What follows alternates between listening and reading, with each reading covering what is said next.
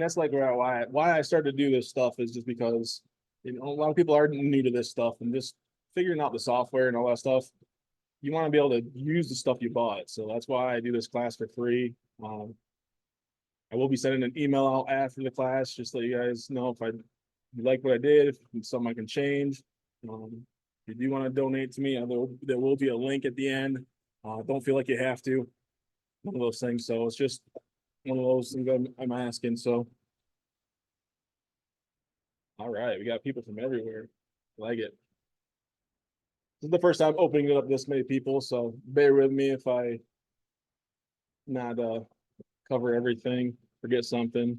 I try to make sure everybody gets what they want to get out of this. So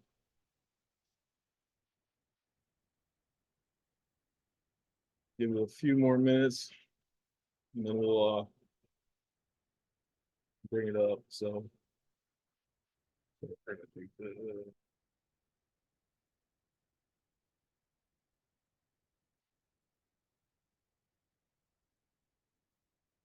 what I'm burning right now, guys, just let you know, it's actually the inside of the laser.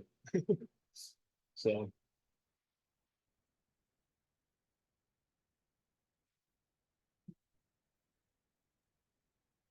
Ben, how long have you been using the 2.0? before it came out, I was a beta tester. Okay. So I've been doing it for a couple of months now. Okay, nice. Thanks for doing this. Yep. No problem. Like I said, we'll walk through it. People that are coming from 1.7 are seeing something totally different. So everything's still there and it's actually got a lot more things, especially if you have multiple lasers. This is where XCS 2.0 excels, I think. I mean, I love the fact that I don't have to run three to four different computers to run my lasers. So, because I mean, I run actually got two P2s, an S1, and then I have an F1 up there, and then I actually got a D1 down there, but I don't use him as much just because everything else is faster. So, so right now I'm just gonna do this real quick just to get this. I can do this real quick. We'll do this. Right now this laser is running. We're just gonna walk through kind of the basics of what everything is, through the screen, where things are at. Hopefully everybody's in. I'm trying to make sure everybody's accessed in my top screens. But bear with me if I keep jumping two different screens here, guys.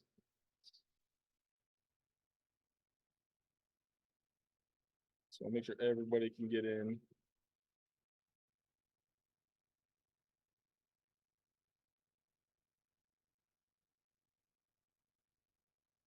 All right.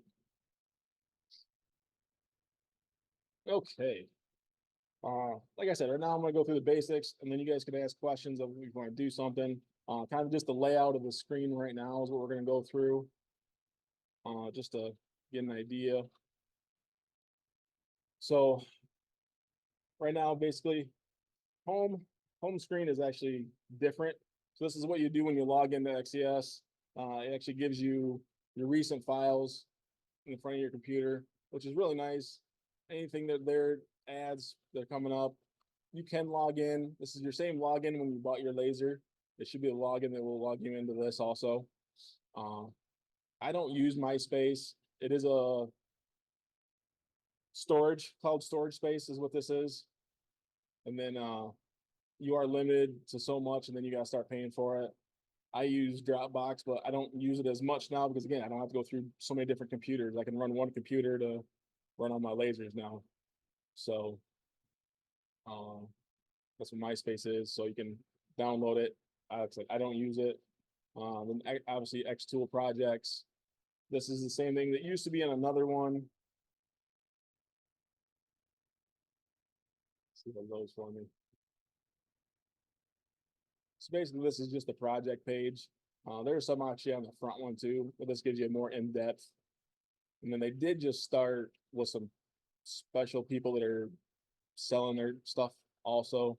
But a lot of these are free. You go in there, most of these should be free.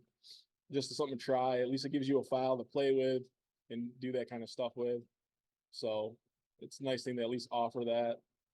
That's prime projects, obviously you gotta pay for those, but these other ones, all this stuff is free. There's a lot of files in there that you guys can grab, even though it says D1, S2, I mean, you can grab it all. The settings might not be the same, but you still can run the same file for all of them. So just let everybody know on that. So. Let's see.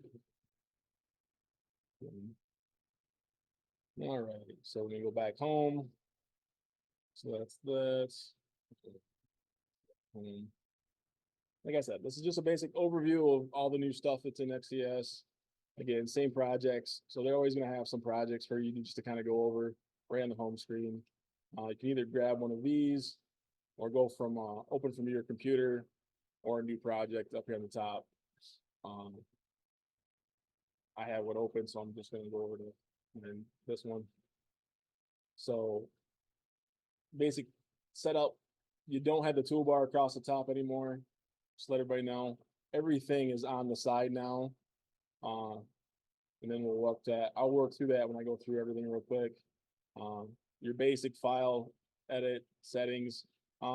Settings on this side, I'm gonna say this side because there's two different sides. So this side is for XCS. So this setting, when people tell you this is all the stuff, is just for XCS.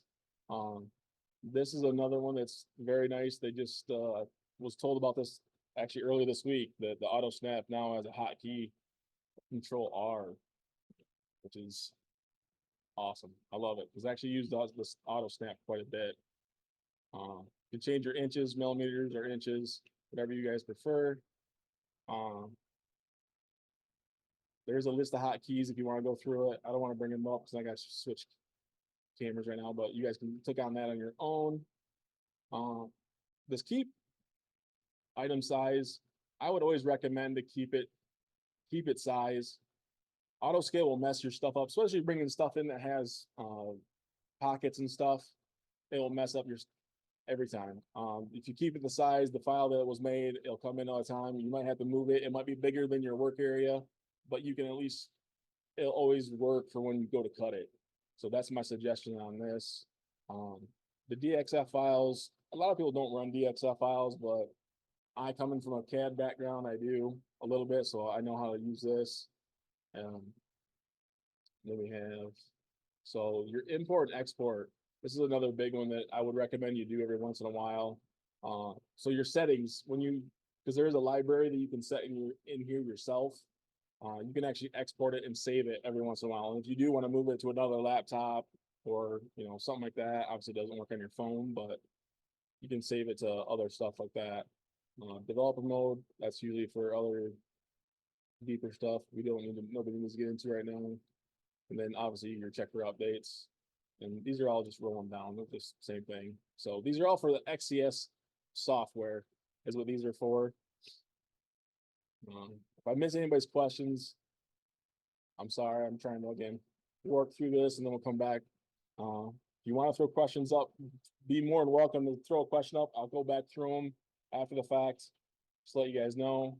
So that's that. Obviously, this is just your save. Canvases. So in the other one, we had them at the bottom. These are all on the side now. So you can up to have 10 canvases inside a file at a time. So you just hit the plus, they'll add another canvas. So this is where you can have all your canvases at one time. You can actually rename them so you know what they're for. It's nice, especially if you're doing layered work. This is what this is for. You just delete them, and then the tab to close it is right here. You just close that tab. So it's just a little arrow tab right there. Obviously undo, redo, that's those. Select button, and then the pan button, which I like shortcuts. I'm all about keys and hotkeys, so I love the shortcuts, and I'll explain those ones later.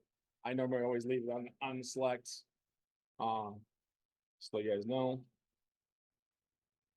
So then you have this here now. So this is where you actually select how you connect your computers or your lasers. So right now my P2, I call it Beauty, it's connected, it's burning. Just go to connect device. All mine are on Wi-Fi, so I just go to Wi-Fi. I do have another one hooked up, so I'm not connected to that one. And this is where the benefit, this is the nice thing about XCS. Like I said, I got 2 different lasers, so I can connect to both of them at the exact same time. So. And you can actually connect up to 6 lasers. It's gonna prove me wrong today, but. It's gonna prove me wrong. So it'll ask you that to switch, even if you have a file that's coming from a D1 or an M1, it'll ask that question there. It'll say, hey, you're gonna switch this file. That's all you have to do is connect to your computer or your new laser, and it will bring it in. It will mess with your settings though. So unfortunately, either write down your settings, but you're gonna want to change them anyways, because obviously different lasers are doing different things. So it will change all your settings. So obviously I have my S1. Things change a little bit compared to this screen. So obviously it's a little bigger, stuff like that. Like I said, I do have this cut right now, so hopefully it's not too loud. So that's a gist of this. You do have, oh, they don't have it anymore. So that's actually good. So that's where you get through that. Obviously, if you run the S1, which I think a lot of you guys are running the S1, there's a few in there that are doing some P2s. Obviously, your framing button, this is where all that is. It's not at the bottom no more. I do it here again, move around. I know a lot of people have questions on the S1. If you cancel a process, this has come up a few times. This is where I go when it gets stuck down and it doesn't go back to home. I always zero the Z first to get it go up, and then you can zero the home, and it usually puts it back in the home feature. So that's what's nice about knowing where this is at. Framing speed, you can slow it down, speed it up. I know a lot of people, when they do tumblers, they'll slow this down because then it'll have a slower spin, so it's not spinning so fast. So that's where you can do some of this stuff. Obviously your process button. We're gonna work across, so settings. So now this settings button right here is for your laser settings. So that's why there's 2 different settings. People say left side settings or right side settings. That's the difference. Obviously, if you want to change its name, change it right here. I'm on what version of what, Bill? This is 2.0.055. So this is what we're on right now. So this is the latest. If you went and download from the website, this is what you would get, is what I'm showing you right now. So let me see what else we got. So this is your firmware update. Every once in a while, it doesn't hurt to check these, because this actually helps the machine run right. If these aren't right for what you have updated, usually it'll tell you, but sometimes it doesn't hurt to check every once in a while. Same with the plugins. Most of the stuff will update automatically, but not always. So, and then working info. If you want to export your decode out, you can. This is where you can turn your flame alarm. And the S1's obviously up or down, off. I have mine set for low. If it gets bumped, it'll stop moving. So that's what that is. Your light brightness, and also your air assist. So I have mine set to auto, so the stuff automatically goes to 4, and I engrave at 1. You want your exhaust fan on, your fan.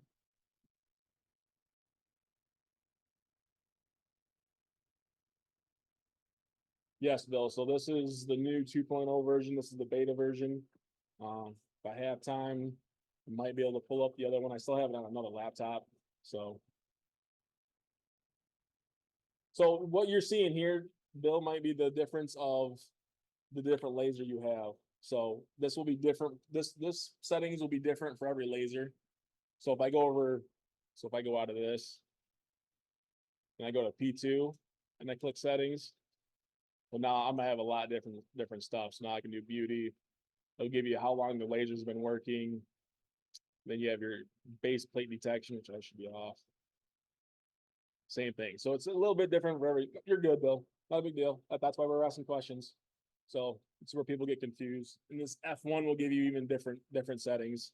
So the D1 will, and so on, so on. So that's why these are different for every person using their laser. So hop back over here real quick. But yeah, so they're all in there. They're the same things. You can adjust stuff. Your exhaust fan, if you want to do it longer than 10 seconds. I was told 300, but I think you can only do 60.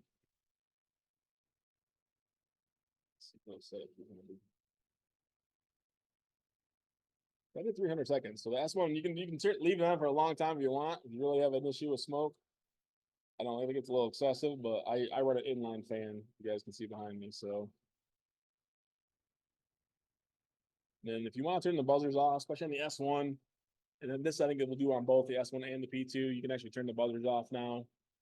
And then if you do run the conveyor, I would recommend leaving this on because it will actually bring it back to home. So if you do need to recut, you technically can. Just make sure it stays straight if you are running your conveyor. So if you have this turned off, when it gets done burning, it will stop, and then it's hard to rerun it again. So same thing with the P2. So just let you guys know. Let's see. And that's just your user guide if you want to go through user guide stuff. So now we're gonna work down this line. So this is just your basic import, all your images, your pictures, PNG, SVG, DXF, all that stuff. You know, we'll put a file in there real quick.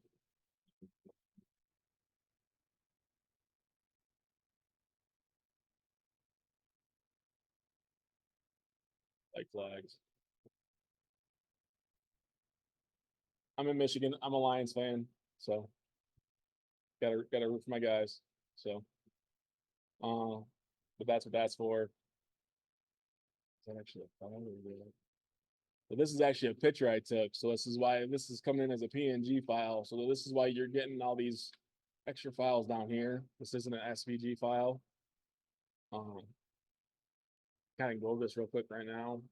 So your edit image, which used to be on the other one. So if you, you can actually edit. So again, this is a PNG file. So if you get something that you want to erase it, you can go in here and just erase stuff out, you know, stuff like that.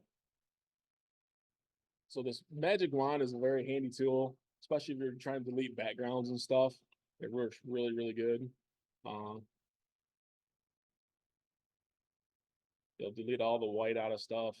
It's how you remove backgrounds fairly fast. As long as there's enough contrast, it'll do it really easy. So that's that. Like I said, you can use your erase if you want to erase a bunch of stuff. And again, this is only on PNG files, not SVG files, which we'll go over here in a second. And then obviously there's crop. If you want to crop a photo down, you know, you can do that here too. So that's what those features are for. Bear with me. I'm hearing dingings in my ear.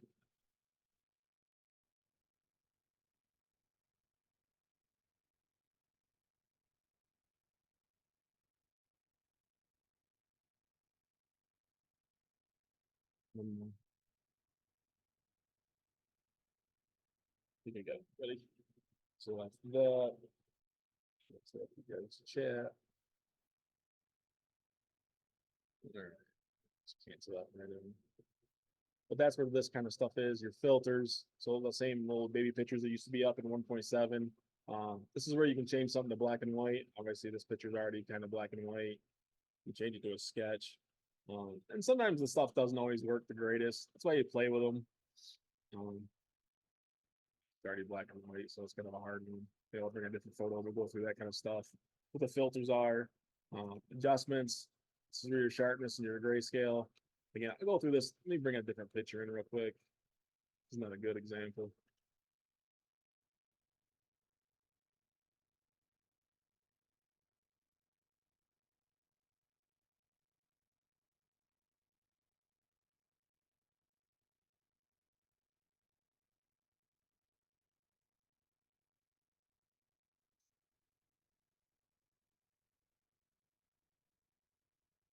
So again, this is more of the PNG kind of thing. So it's a photo you wanted to bring in. You want to filter it for like a black and white comic.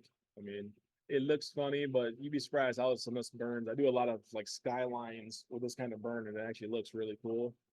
The black and white. My recommendation, if you ever try to trace something or you're trying to get an outline, is to change it to like a black and white because it's easier for the trace function to grab stuff. when it's just two different colors. When you have a bunch of different vibrant colors, it's hard for it to grab. Grid, again, it's all preference and playing with stuff, guys. I know a lot of people like this dot style, but and it's weird. It looks like this right now, but it might not print like this. So that's the other problem. You need to play with the settings sometimes. I've worked across some stuff and it's turned out really cool just by accident. So and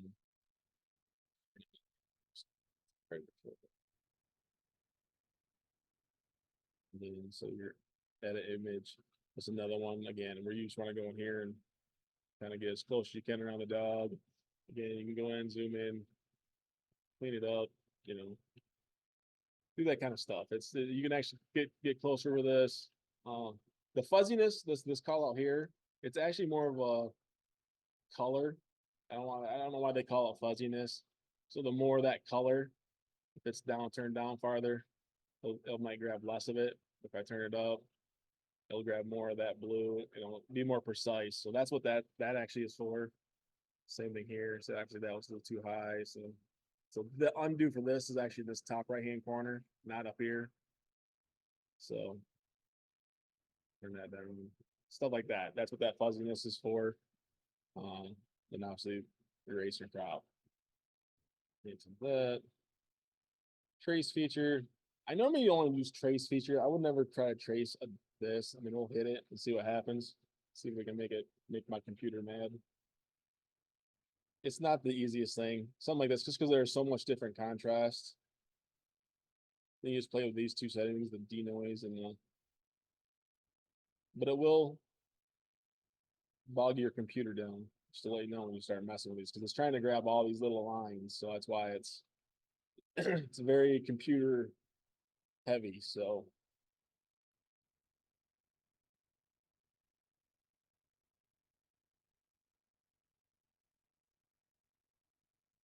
sorry. Some of the people showing up late. We moved ahead a little bit. Again, you guys ask questions. Everybody's on mute right now. Just let you know. It's people hopping in. Then adjustments. So grayscales. So this is where you can actually back off. You can make things darker. Now people ask some questions on how you adjust the light in some of these photos. This is how you do it. So slash you make it brighter when you take it out. But that's how you can do it inside XCS also. And then if you're doing slate or a business card, the black business cards, this is also where you do the invert. So this is what you would do on a piece of slate. So I think it's black doesn't get burned. So I think it's white will get actually engraved, and that's what will show up. So that's where this feature is. Sharpness just cleans up the edges.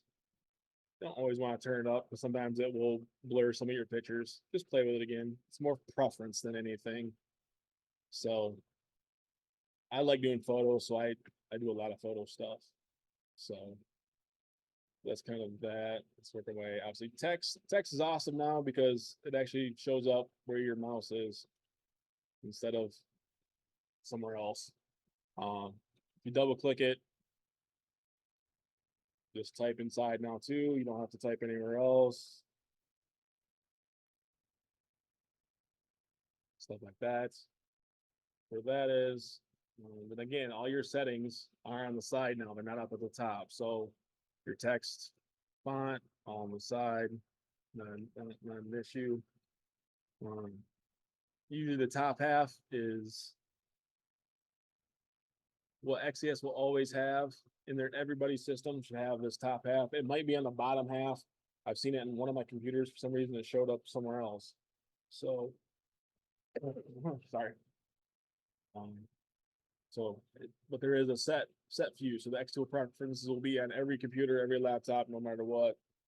When I go to shows for my F1, I always kind of use those as my baseline just because I know I'm always going to have it no matter what computer I have, tablet, all that stuff. These are always be in there. So, and then you import your own files, your own fonts.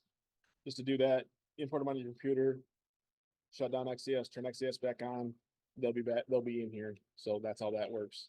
If you're finding a specific one, you got one that's you can actually type in here also to get you there faster if you know what it is.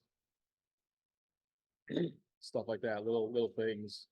Let's see, it's actually, you hit enter, it will go to another line.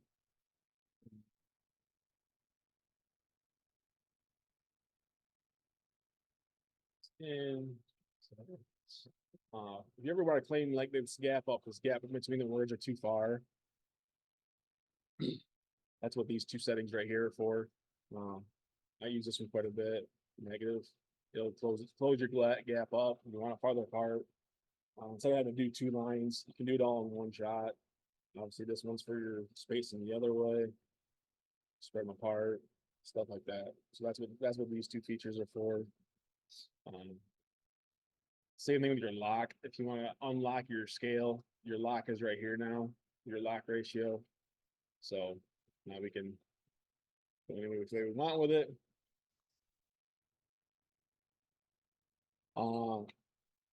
Virginia, you can't adjust each letter in here.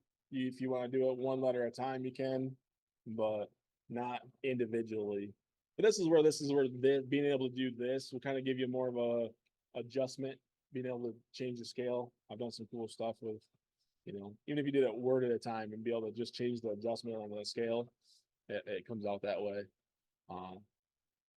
Obviously your weld, I do recommend always to weld your words. If you're doing something that has extra words,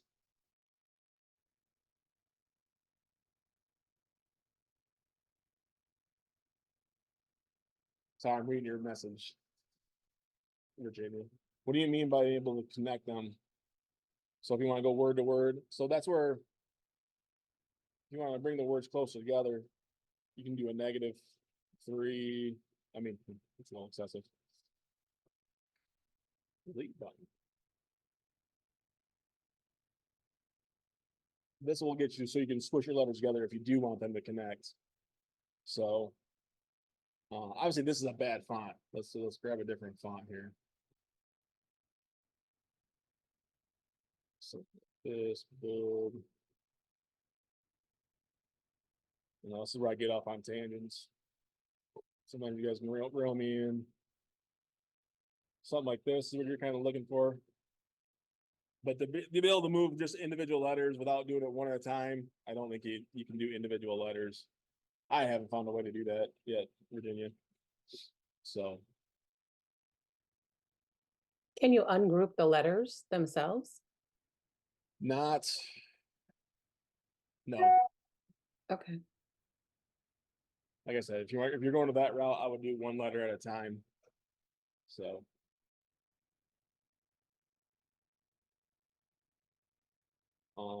But that's what else we got. So and then like I said, I recommend welding because if you don't weld, there's other reasons why the words get funny if you try to put it like I'll show you. I'll explain it better this way. So shapes, we'll go to shapes. Obviously you got your line, your rectangle, circle, your basic ones. Those are all hotkeys also. So if you hit L, you'll get a line. If you hit shift, it does make it square, so it's always perpendicular. Lines are good. You cannot union them, you cannot subtract them, you cannot, they're more for reference, just to let you guys know. I mean, they're not that beneficial. Sorry.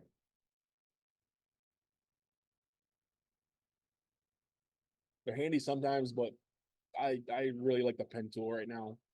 It fixes a lot of that stuff, and that's going to be a deep one, so we'll come back to that one. R for rectangle, hit R. I create a rectangle. Again, shift, we'll keep it exactly square no matter what. And then same thing with circle. If you hit C, and do ellipses, whatever. If you hold shift, it'll keep it perfectly round. So a nice new thing about XCS, your output, if you want to turn stuff on and off, I know I have some people ask this question. You don't want it to go out to the process, obviously, that's your output. That's when you turn that feature on off. Sorry. Get your coat. This is where you say your score, your engrave. I'm gonna turn these on engrave real quick. And then your user defined. I don't have anything in here because I actually just downloaded this version of it. I was running a beta version, a different beta version. So This is where the easy set panel comes into play now. So if there's, I'm gonna word this. I gotta go backwards a little bit. So if I click on, if you know your material, so this is where the benefit of their new material feature comes into play. If you click on their library now, it actually takes you to a website. So you do gotta be online. So if you're at a show or whatever, I found this out the hard way. I can't find materials. So go to your filter. It's kind of cool. So if you know your wood, so I'm gonna do this wood. I'm running my 55 watt P2, apply, and it will give you all the woods that they have tested. And obviously, we are not gonna have everything exactly that they have or worded the exact same way. Try to find your 3 mil, your 6 mil, you know, something that's close. And it's nice to have that. So let's do this basswood. What they do is they give you a setting. And then it's P2, 55 watt, cut. This is their suggestions. I don't call a lot of basswood. That seems a little fast for me, but it might work out. You hit open. I don't have the P2 connected in this one. It's probably why it's not going to let me. Let's change this to, let's see if it'll let me change. Technically, we can go to S1. And you see how it changed actually right here. So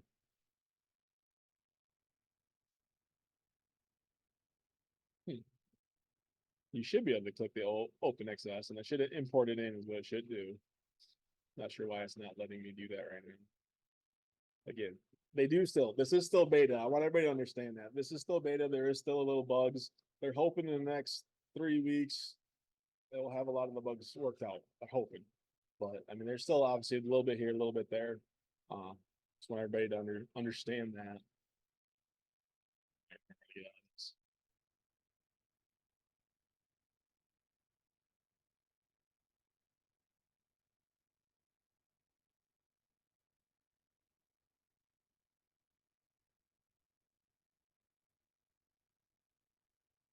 X out of there.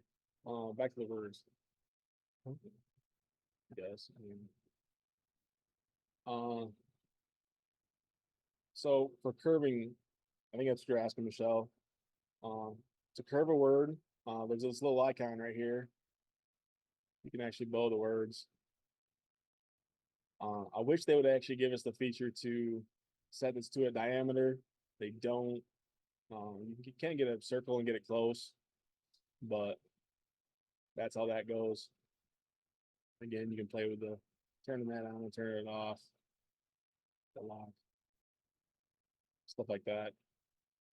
So hopefully that answers that question. I'm gonna jump around a little bit here right now, just because I want to show you layers. Layers is a lot different in here than it was in 1.7. So you have your layer box down here. Everything is individual now, so you technically can go in here and I want that line. Hopefully one of the new features that let you actually rename these, that'll be handy, I think. Right now you can't. But you can actually lock a layer now. You couldn't, so I can't. Lie to me. The image. I want the image. Text. So if you lock something, you can actually click on it now accidentally. I know that was some things that people have asked. I've asked. It's nice to have. So you know something you don't want to select. Obviously you can hide stuff here. If all else fails, if you're having some issues with something, right click your mouse. Everything is in here. So your hide, show. This is where you do your move to layers.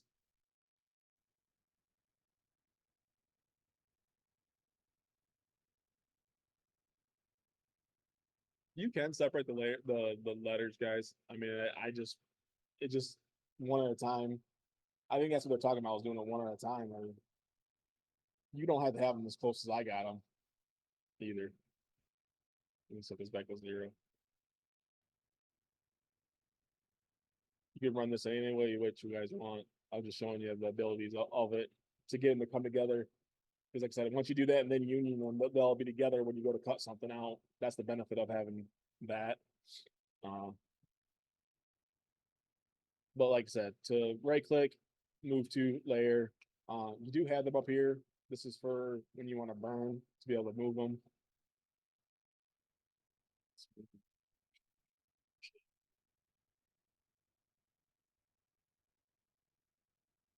So this is the one I want to go through real quick. Everybody's. So everything in XCS is technically a solid, even though when you see it as a score line, and this is where people get confused. You gotta imagine all these. Actually, there's stuff there.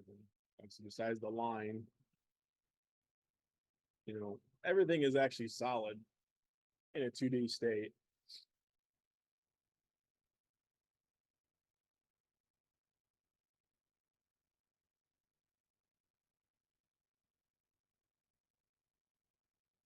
I'm gonna come back to your question, Jessica, in a minute. All right.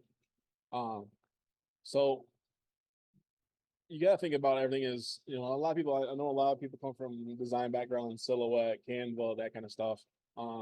Same thing with XCS. Everything is done in layers, everybody. So you can see how, I'm above the yellow, below the red. This is how the union and subtract features work. So again, same thing.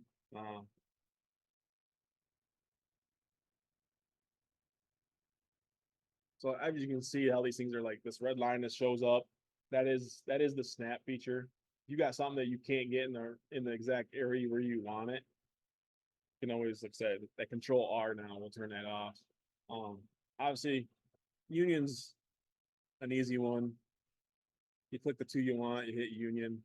It does always shove them to the back, and that's where people get messed up also. So pay attention. That's why I like having stuff engraved in the engraved settings so I can see what it's doing. Because then I go to say, hey, I want to cut this out, the square out, and I didn't realize it got shoved to the back. Because this is where the subtract feature makes a difference, because it's always going to take the top one and shove it through to the back. So if I hit subtract here, it's going to cut away that corner of the bottom one. But if I do it the other way, and I bring this one to the front, so to bring these, if you want to move the layers, it's this feature right here on the side.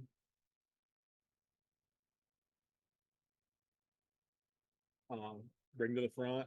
So now this is on top. So now if I send this one back, again, I do a lot of box selecting, so that's what I do. You hit subtract, obviously it's going to take that corner out. So that's the difference with subtracts. In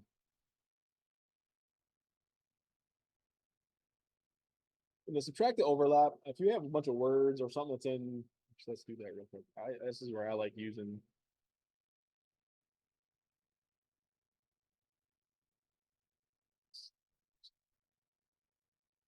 So this is where I use subtract and overlap.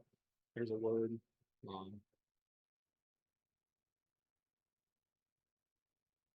And like this here would be an example of doing a stamp.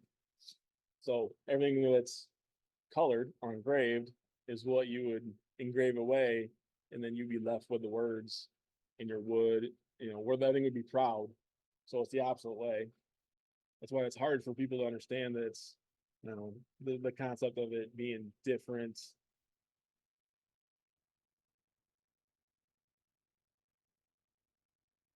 I guess that's just a little bit of different mentality, that kind of stuff. But that's the difference with the words that way. I'll do one more quick thing.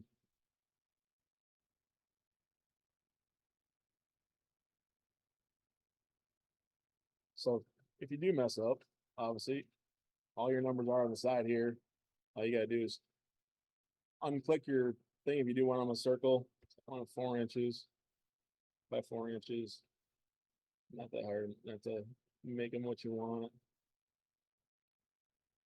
I'm gonna do this. Say near this bottom one here.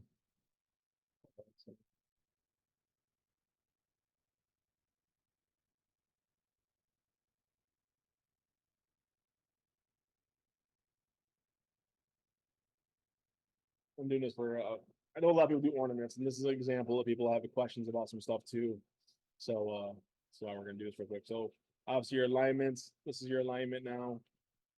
So, one left horizontal. Again, another feature we all hope that comes out here soon when this thing gets finalized is there'll just be a center button. I hope so. Again, so this is another one. It shouldn't matter. Let me double check this. Brave. So curiosity. Let's see.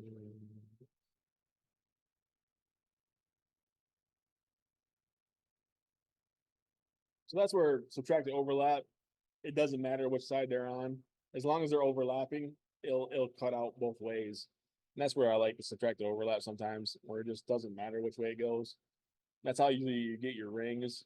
One of the other thing people have a question about too is so in shapes, I know I'm gonna jump over this pencil real quick.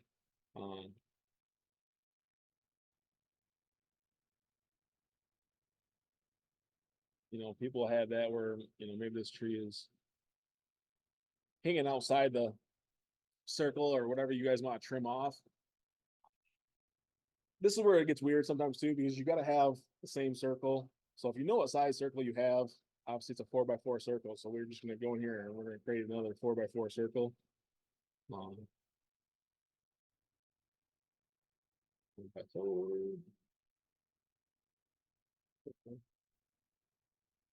But I like to do sometimes is just change colors so I know it's different.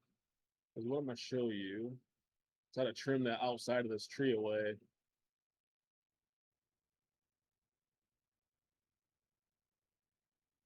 Now another trick, because it doesn't always have the whole what's going to move, what's not going to move, and it bugs me. I wish they would have a better tie on that. To fix that problem, what I would do real quick is if you just select the green circle, the tree, and just group it for a second. Now it's one. I can't say that. That's gonna not work either. Don't listen to me. That won't work. It's just gonna change my center line, so can't do what I was gonna do. At least show you. See, I still make mistakes. You could use a color group, but what I was trying to do was center them. That's what I was trying to figure out. Because what I'm gonna do is I want to trim the outside of this tree off. So to do that, I need the outside circle. So right now, like this, I would actually hide this for a second. The inner. Gosh, you're right. I'm gonna select the green. We haven't had the green layer. But to cut the outside of this tree, select these two features. And this is where this united overlap is technically kind of wrong. It's actually more of a trim tool. So if I click that, it actually trims out the tree. It takes everything on the outside out. So everything that's not overlapped gets cut away. And then obviously we go back in here, we turn our green layer back on. So that's the other thing that's weird. I don't know why they have it set up. Green layer, even if you right click over the green layer, it doesn't work. You got to come back over in this area, right click, hide show. And now so you can union. And now it's all one. So that's all that kind of stuff goes. Again, if anybody got any questions on that stuff, yes, you can use the layer feature also, going in here and selecting from the tree. This is where I wish they would make this editable so you can tell you, hey, this is my tree, this is my ring. You know, hopefully that's something that they're gonna. I want to double check and make sure I'm not a liar. Oh, look at that, there, it did change it. Again, I've been running on a different beta version, so they did make it so you can do that. It's not my tree, but that's nice. So you can actually go in here and change these and name them and call them what you want. Even better. I'm even learning too, guys. So yeah, they have been. So all right. Let's see what else we got. That's that. This stuff here, the start from background, that's more of an S1. That's where you do the whole dot thing. I haven't done it. Again, I'm all for using the point system. If anybody doesn't know what I'm talking about. Oops, my ears again. I feel like I'm not letting somebody in the group. Lost somebody.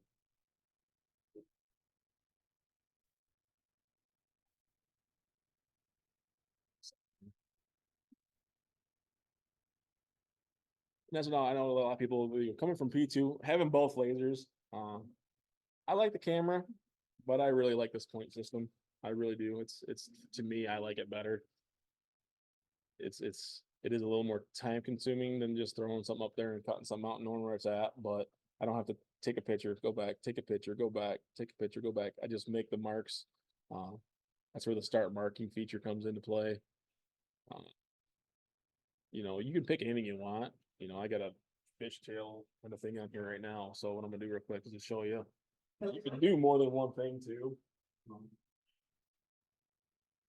This is where the polygon one works pretty good because I can do any shape, just taking points around it. You don't have to be super accurate. All you're trying to do is get an idea of what is there, so you know where it's at on the screen.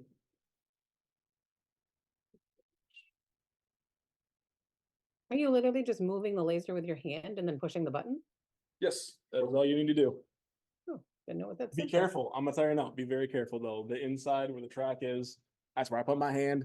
It is sharp. Do not slide your hand across that. We've had actually some other people that did our beta testing that cut themselves. So be very careful when you're putting your hands inside the laser track area or wherever. I don't like pulling on the card itself because you could pull it off the track. That's why I don't like pulling on the laser. I watch people do that and it makes me cringe every time. So like I said, all this does is give me an area. Now, if you want to do another one, you can actually go up here and say, hey, I got a circle I want to do. And just over, same thing, just. Yep. It was already set, so I just got in a circle. Again, this is just 3 points.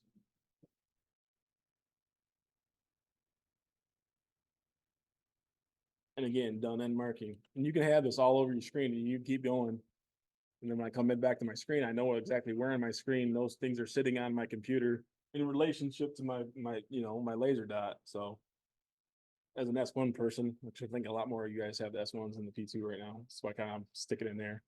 But if you guys have any other questions, F1, P2 questions, please again put them in the comments or pop up. Just don't want everybody talking. So that's the marking. I just want to let people know that you can actually have more than one thing on the screen if you do want to mark something. I do a lot of earrings. I know earrings are great for us at craft shows and stuff. And they're out of scrap half the time, guys. I mean, I put a bunch of scrap pieces up there, I find out where they're at, and I cut all my earrings out. So, and then my wife paints them. It's great.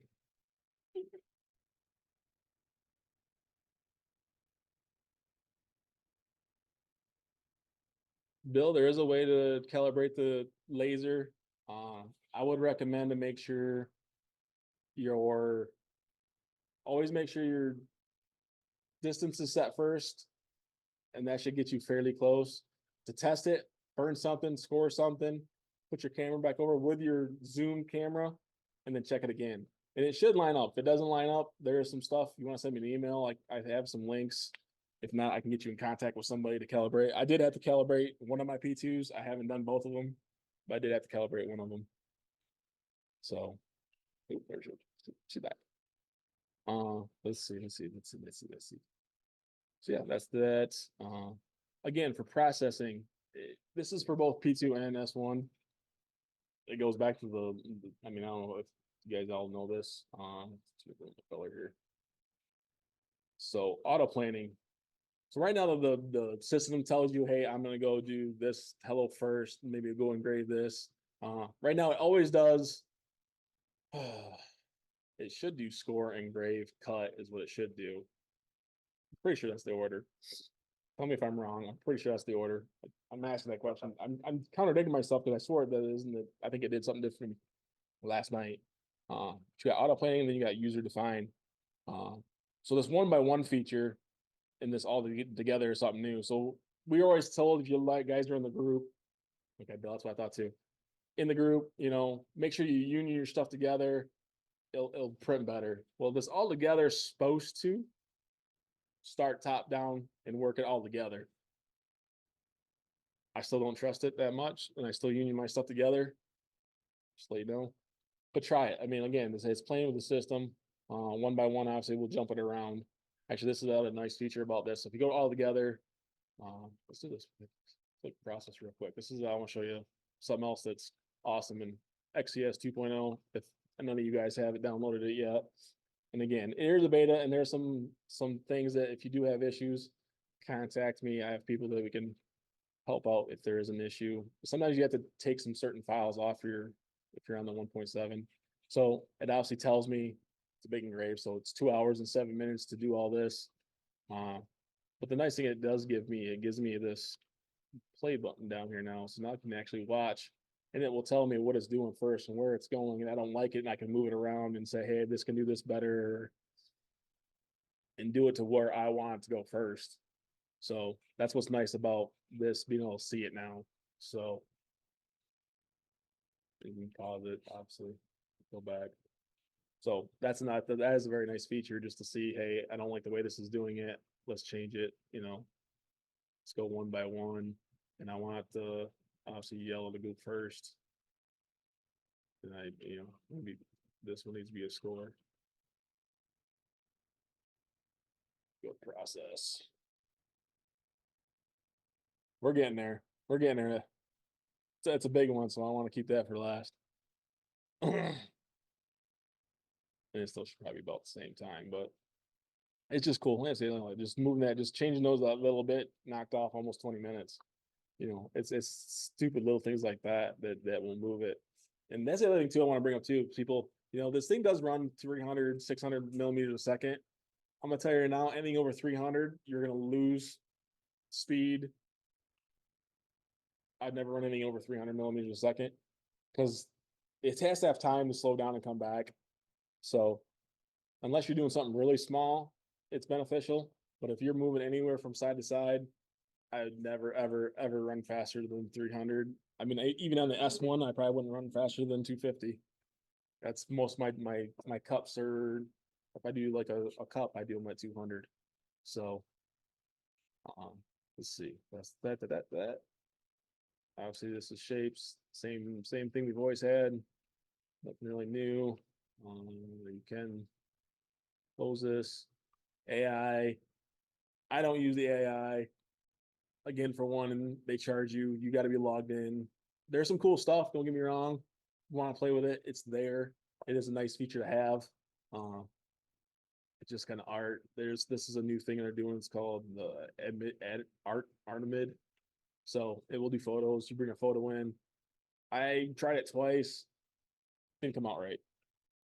It's just me. I'm still not big on the AI thing yet. So maybe it's just me.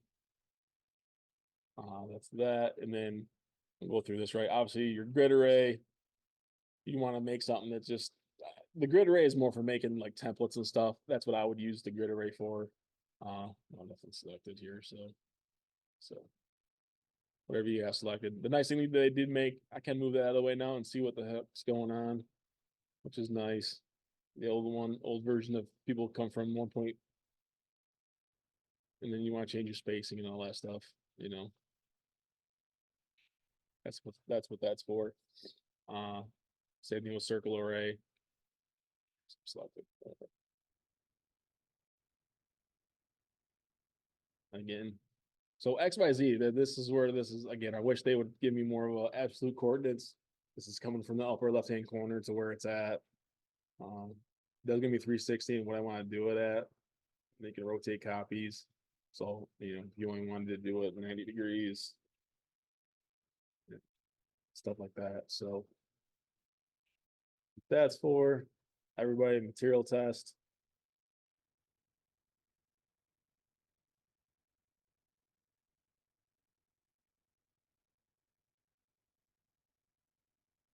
They're just in a different spot, Michelle. The material tests are, this is the material test array. These are just the normal ones you'd use for the stuff. So this would be my material test. So I was just going to show you. And this is where I want to emphasize on this because I think in my last class I forgot to do this. Do all this. And then if you want the stuff off your screen, you can always go down here to the delete, hit delete. It'll clean your screen off completely. So material test array. You want to have your distance set first. I'd always recommend doing that first. Make your box whatever size you want. I'm fond of 0.25. Select it. Set it for engrave or cut. Let's say we're doing an engrave material test. A little bit. And then go click your material test array. Do not set your material ever when you're doing a material test array.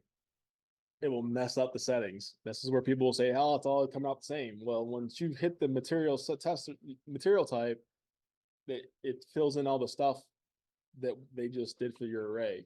So never ever hit a material type. This is what you're testing. So this is why we do it this way.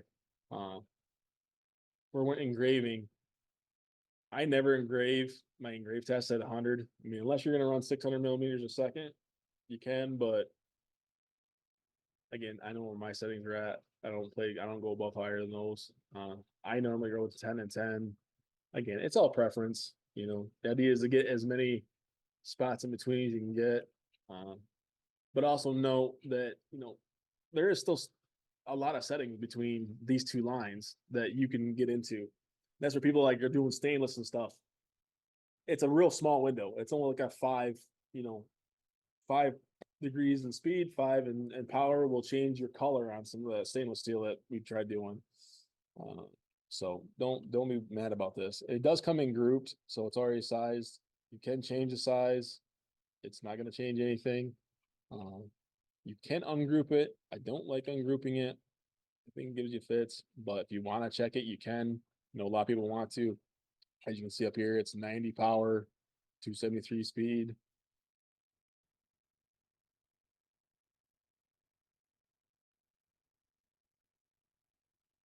I'll let you know in a minute on that stainless steel setting. But they do change. They're all different. But I'm gonna show you right now. So if I do group those back together, if I go over here and I accidentally say, "Hey, I'm gonna do a material," if I click a material now, and I go back over here, they're all gonna be 90 by 440. All of it. Prove me wrong. And it stayed. Maybe they fixed that too. It's a good thing though. That'll fix a lot of people's headaches. So that's awesome if that's the case. That's a good fix on their part.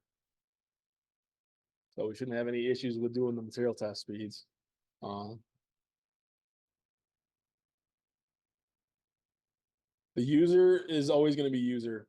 So why that's always going to be user, Bill, is because it still should now I got to now you gotta make me test something real quick. Because if I set this to engrave, say I set this at 20 by 50. It's a good test, Bill. I'm curious now. That's why I'm gonna do this. I do want to regroup this back because I want to see if this makes a difference too. And then if I go down here and I click corrugated, it should change my settings for everything on the screen to corrugated. So like that one changed. This is what I was talking about. So if you have something selected and you click the material, it should change automatically. You guys can say reference even. Let's see if this changed. See that still, nope, that did change that time though. Maybe you're right. All right, Bill, I think you're right. But that's where you can mess up if it doesn't update sometimes. I don't know why sometimes it doesn't, sometimes it doesn't. So that's why I very rarely will set the material, only if I really need it. And you know, I have my settings, do a material test. Ideally, if you can, I would recommend doing that because every laser distance, all those are ballparks, get you close, and then you can go one way or the other for them. So that's that. Obviously, this is your base plate, all your different settings, your rotary, curved materials. If people want to contact me with doing the curved materials, you can. I'm not going to go over it in class right now. I'll go over to this. See where we at. Not too bad time. Conveyor. I have not run the conveyor on the S1 because I have the P2. It is the same thing. You do lose some space. The max width with the conveyor, I think you can cut is on the S1 is 18 inches. On the P2s, they're 19 and a half. But obviously you can cut them both 8 feet long. You are limited to 0.565 inches tall, though. You can't cut anything or engrave anything taller than that on the conveyors. If anybody asks, learn that one the hard way. All right, and then smart fill. Again, that has to do more with the camera, especially the S1. You gotta have the camera and the dots and all that stuff. That's what this smart fill is for. Code generation. I do a lot of QR codes. You want to put your website in there, anybody's website, your PayPal accounts. I mean, you can obviously import them as PNG files too, but this is cool because it automatically makes it and prints it right out for you. I don't do a lot of barcodes, but if you just want information for people to have to scan, they can do that too. They scan it and it'll read out whatever it says. So that's that. All right, now back to the infamous question here. Let's do it on the shape. So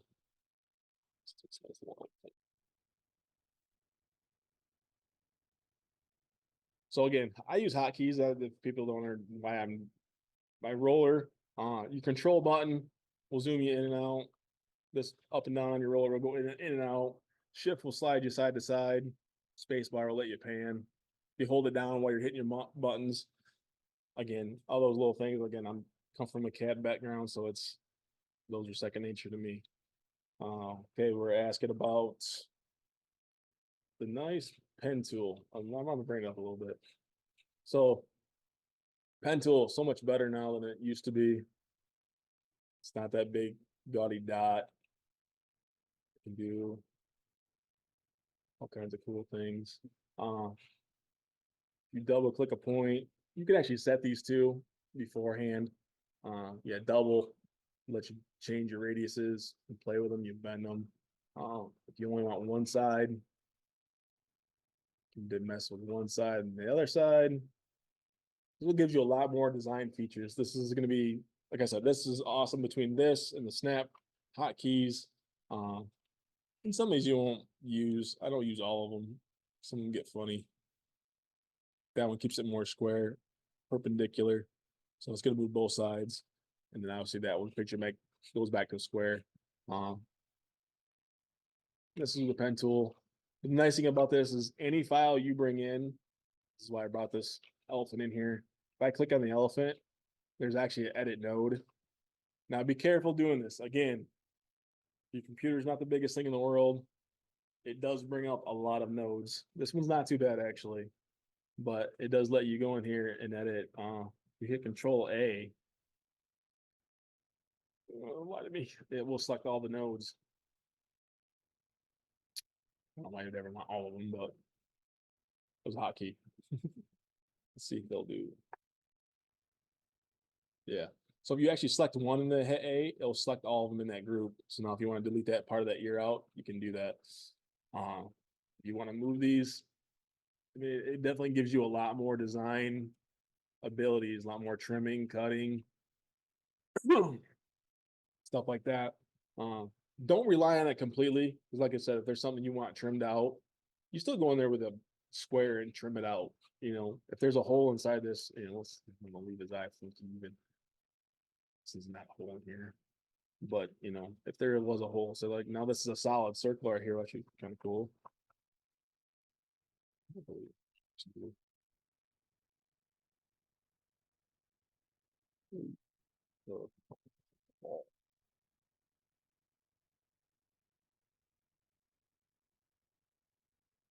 This is one. I know a lot of people do like names, do the outline names. Again, you gotta remember everything's a solid. So to fix the hole, you're not deleting the hole, you're adding material back to the hole. That's one of the things people again misunderstand with this. You know, all I gotta do is put a circle over top of that. Again, it's blue line, so it's not really that's what it, you know, if I put that over top of it, make sure they're both selected. So you box select, hit union. And it will change it because and this is one thing, when you union things together, subtract things, sometimes your settings will change. Don't look like they're doing it now, but it does default back to a score. So that's where, like I said, the benefit of this pen tool and the edit node, and it'll do it on anything. Any SVG file, you can edit the nodes on them now. And it is so beneficial for design purposes. All kinds of stuff like that. Let's see. I'm actually doing half 57 time, guys. Let's see what else we got. Obviously, the layers, you can change your order. Talked about that. You guys got any questions? If you guys want to hop up, hop out, take yourself off mute, ask a question. Hey, Ben, you Yep. talked about using canvases for layers. Can you describe it more? How to use, because I was, well, I meant, yeah, for, layered projects. Yep. So layers in the old version, but the new version seems to be a little more troublesome to do layered projects. Why do you say that? Just curiosity. I'm sorry? Why do you think it's more cumbersome to do layered projects? Because the only way I could get it to work was to like group the object list together, unless of course I'm doing something completely wrong, which is possible. Does that make sense what I'm saying, or am I just off my rocker? No, I mean, so the benefit with the different canvases, let's also steal this one real quick because I know it's a layered project. And that's the other benefit too, is you can actually cut and copy from tab to tab to tab. So if you want something from this job, so this is on my P2 file right now. I want to copy this. I'm gonna go over to this S2 tab and I can paste it on here now. Also, was completely wrong. Won't give me one of them. Something.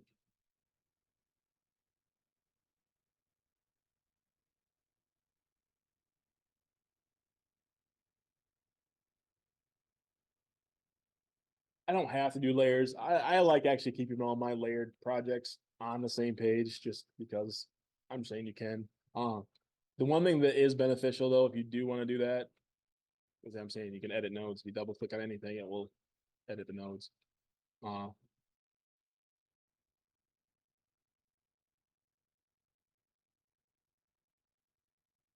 Just getting that put together for a second. That's what should be. So one other thing, sorry, man, is if you do have something from layer to layer,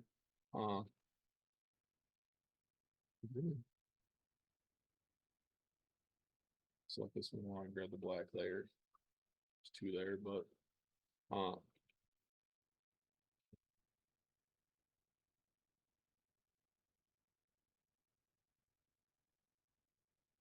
difficult to me. Being difficult. So if I cut it from here and I added another canvas, if you do the control, you can't do the paste here, which is weird. You do the control V, it will put it in the exact same spot from layer to layer to layer. So you don't have to worry about trying to line things up. If you want to go that route, that is one of the other tricks. Same thing if you're doing other things from back and forth. Again, I would normally keep probably all my layers on the same, especially for layered projects, because again, I have all this space out here to work with. I don't have to. I mean, honestly, I got more than this because, you can technically go way outside. I mean, all this is storage space. It just depends on how big your file wants to be. So. Okay, I think I got it. So the canvases, I can't see them together, right? Like on top of each other. No, you can't see them on top. This is literally for just doing it. If you want to kind of separate it, if you want to do something different, that's all really the difference. Of the canvases are just their own drawing inside of your drawing, basically. Okay, got it. That's all those are. Yep, they don't stack on top. Does anybody else got any other questions?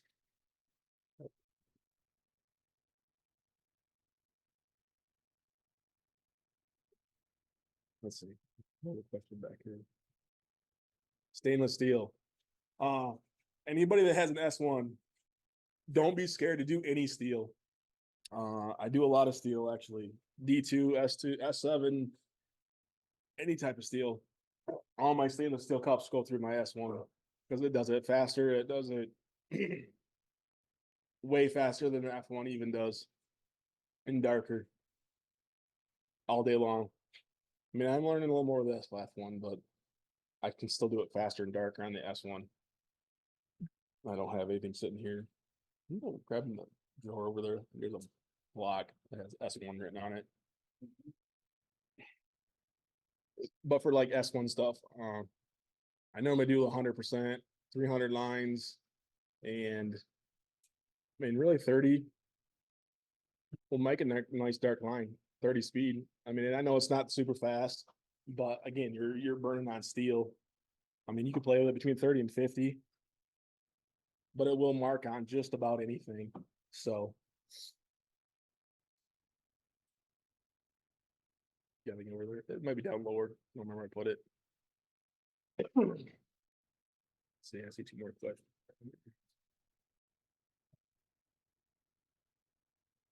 That was actually with the regular 20-watt diode laser that I have. That's not even using the IR laser. I mean, I've been on the fence of getting the IR laser for the S1 just because I have it for the D1 and it works. This is off of the diode laser. It's just like I said, it's not a previous block, but I mean, it's a dark line. You know, it's just regular piece of steel. I mean, any everyday steel. Actually, I did. I got another one in here. So I did this one off the S1 also.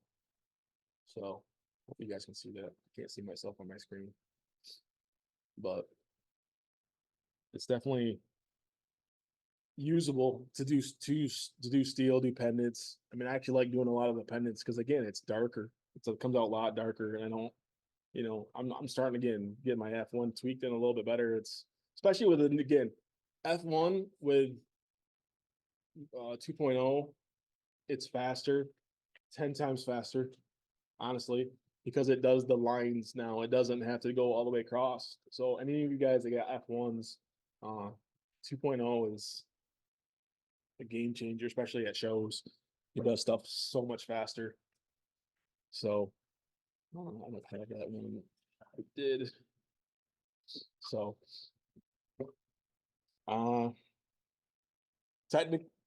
P2 cannot cut any metal. It will not touch any metal at all. Not without spray. Even though it's a nice powerful laser, it's nemesis is metal. Every other laser that they come out with is more meant for metal.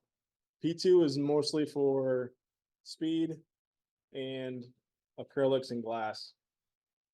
Is what the P2 is meant for. You know, I think the S1 will cover some of your acrylics. I think it will do steel a lot better. You know, metals, you know, stainless steels a lot better. And then obviously wood, you know, you can do up to 1/4 inch. I think I actually did some 3/8 on it. Again, more passes.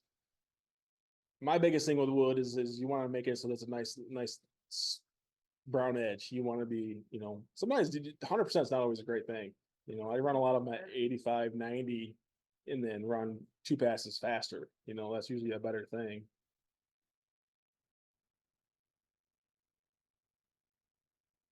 I'm sorry, who told you that, Jessica? Because it will not cut copper. The S1 would have probably been closer, but I don't think that would have even cut copper myself. It will, I don't know if it'll even mark it. And the IR laser will mark it, but it will not cut even thin stuff. And I know some guys that even with the 40-watt S1, you know, it takes them so much time and heat, and it won't cut metal. So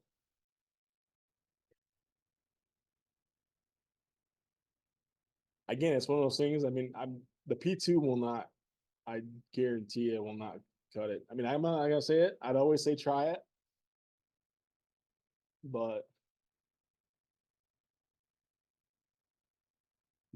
all the other metals, it doesn't touch anything compared to like the S1 and F1s. It's a metal, so.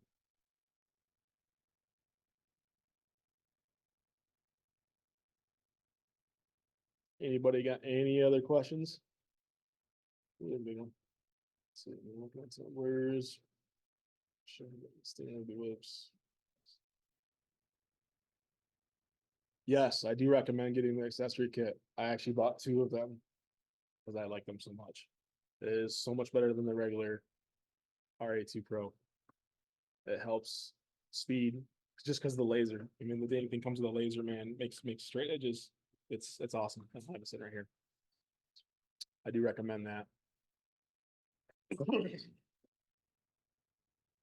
You guys do a lot of photos. Again, you can do a lot of stuff in XCS. I do recommend imager.com. I do have a lifetime thing with them. It just helps clean the photos up. If there's another one I do use, if you do a lot of photos, it's called Topaz. It does clean up blurry photos. Again, you do have to pay for those. The Topaz you got to pay for, but the Imager you can use it free. Other products that I've used for free, Inkscape is another good one.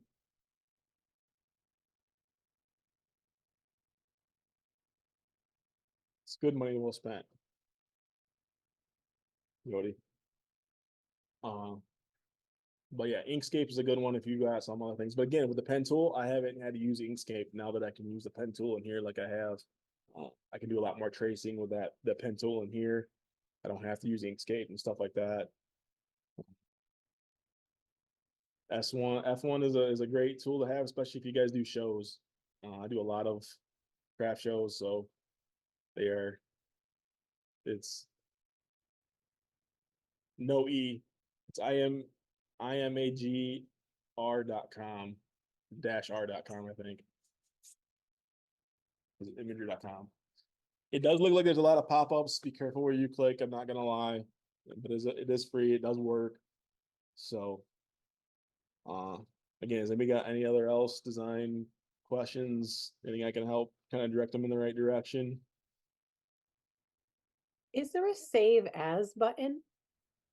Yes. So again, you can go to File, Save As. Actually, say you say that, and I got Norm again. I'll show you guys. Oh, I didn't see it on mine. Okay, thank So you. Save As. So the other thing too, so this export SVG, again, I don't know if they've changed it before. This export SVG would export the whole, whatever you have on your screen, will export there. This export, if you select something and then click this export SVG, it only exports what you have selected. So if you only want something little out of your file and save it as an SVG file, that's how you do that. I can show you how to import a font real quick. I have a whole bunch of them over here. Let's see. Again, you download a font. Again, if you guys want fonts, dafont.com is a very good website, especially for us guys using lasers. It gives you all kinds of options. It's I get a lot of them there. I paid for a bunch of them from through there. You know, you don't have to. A lot of them are free, but they limit you what you can get. I actually have a font folder. So as long as you have a font, you download it. You go to the font.com, you download it.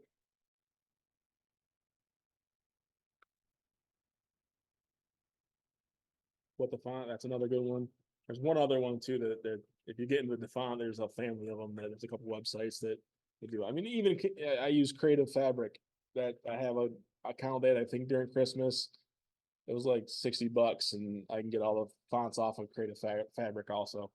And they have obviously images and stuff like that. You know, I'm not opposed to.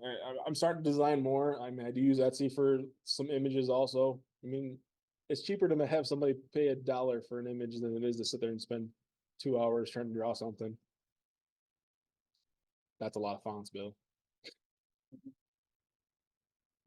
Yeah, you see how I could show you, you can type in so you can get to that font faster.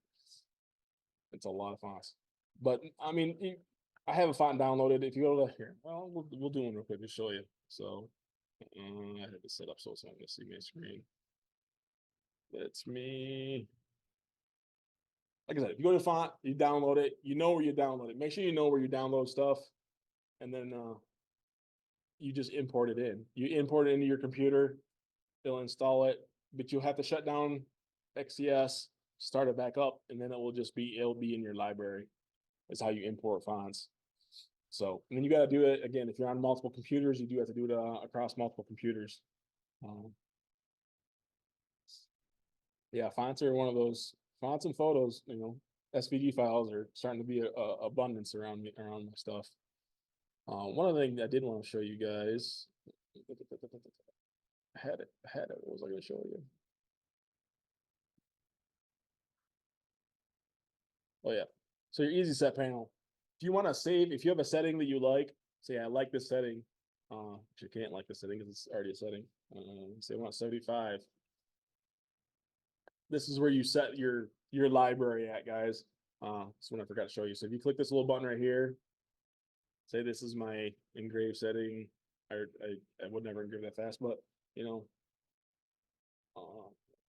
S1 engrave setting, engraving, you know, save. So now this one will actually show up in your references now. So you have user defined in S1. So it'll be in your library and you can just keep putting as many ones you want in there. And then you can have one for score, you'll have one for cuts. So they'll change depending on which ones you're in. So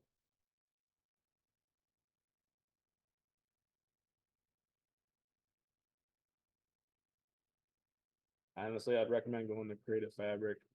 They have some really cool fatter. That's a big problem with cursive is the fatness of the cursive. So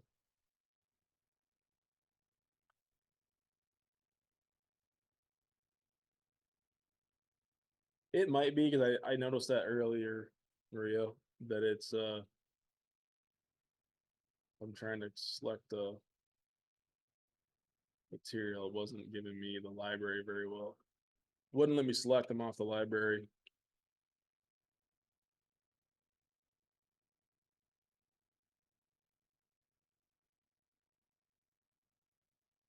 What time that one went?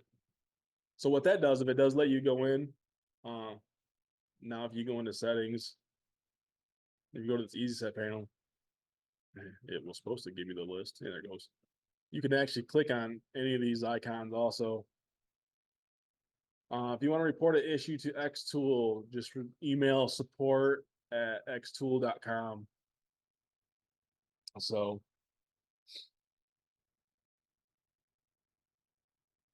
but yeah, if you click on this, you can actually click on any of these now. Once I import this in, it's always going to be there. And then you can pin this. Man, sorry. Not pin it. Ah. Ay.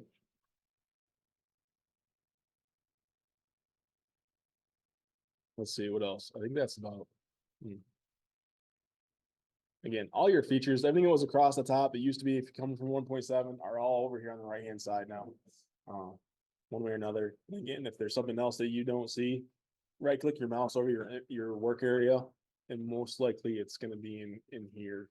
So because then right now this is the only move to. I'm gonna move it around and see. Yeah, it still doesn't do it down here. But other than that, like I said, if anybody's got any questions, I can answer. Let's see, Gloria, you still on? Yeah, good call. I will do that. It's a good one. See, I always forget stuff. This is why I need people. So masking, she brought up the question about how to mask. I do a lot of these actually. So if you want to shapes. So masking only works with one PNG file and one SVG file. So if you want something funny, you got to make your SVG file, like you want the heart with a heart inside of it or part of it cut out. You got to make it, you got a union in it is what I'm getting at. So let's say, hey, we just want to do just the doggy and the heart. Basically have your two images, select them both, right click. That's where they create a mask. You can still actually move them around if you want to in there. Just hit done. And now your mask is created. That's just kind of a weird photo because I got a white background, but you can still scale it, do whatever you want with it. You cannot do multiple masks in a thing. That's where maybe your layers might come into play a little bit. Again, you always gotta make sure it has to be a PNG file and it has to be an SVG file. It can't be two SVG files for it to work. Okay? Because it should work on both softwares right now. Because I've done this with a lot of photos. Again, any shape. And then if you want to take the shape off, you release the mask, picture's still there. It's like, oh, I didn't want to change it. Maybe I change the shape. It's still all right there. So, and that's probably the problem. You might try to do it when you had more than one mask. You can't do a second mask inside of a photo or the PNG stuff. So, what we think about that now? Yeah.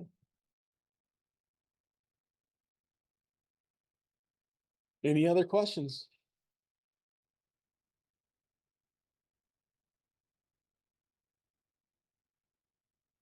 You can type them out or you can turn your mic on. I think we're good at that right now. No.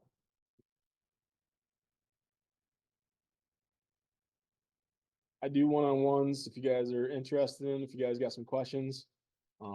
Again, I've done tumblers, I've done photos, you know, all that stuff. So whatever you guys are looking for, I do have a Tumblr class on there. Website, the same link I sent everybody. There's 2 other classes I have on there. I am going to New York next week, so I'm not available at all next week. I actually get to go and demo for X-Tool at a convention center for them next week, so that's gonna be fun for us. But after that, craft season starts. Keep me busy.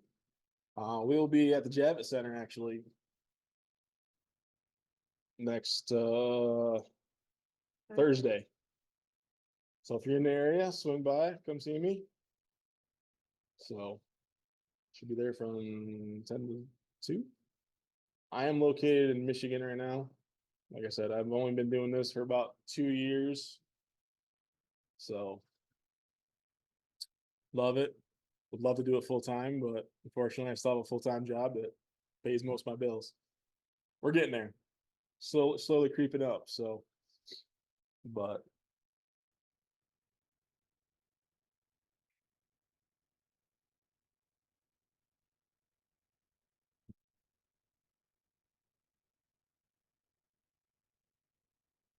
right now I'm not going through Canada when we go to New York this time.